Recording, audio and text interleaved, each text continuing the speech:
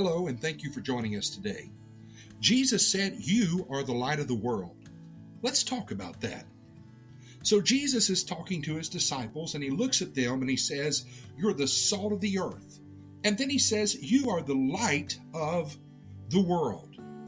I don't know if the disciples realized the value of light.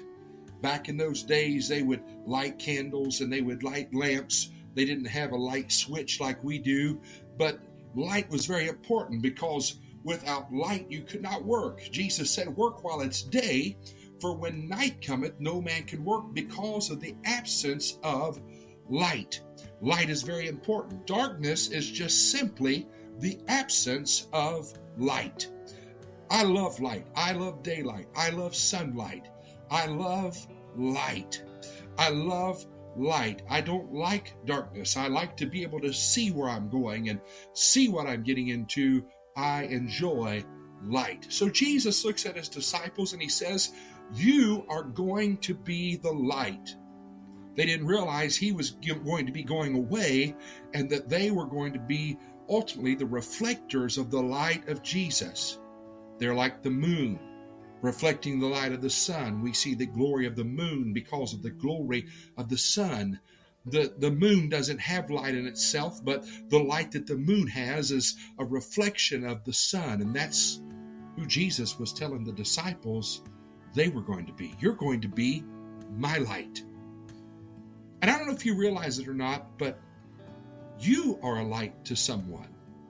Imagine, if you will, if your light was turned out in the lives of those around you and in the lives of the ones that you love. Imagine for a moment, you don't realize the importance of the light that you shine.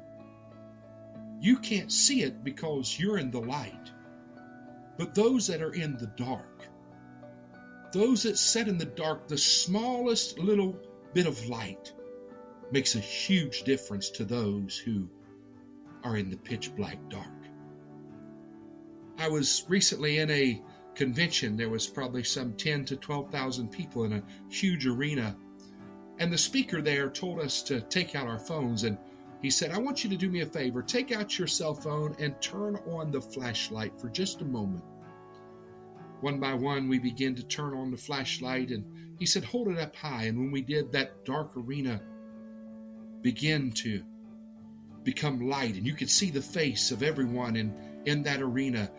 Just the light, that little tiny single light combined with those other lights made such a difference. And it took that dark place and it illuminated it. And that's exactly the principle Jesus is trying to drive home to his disciples.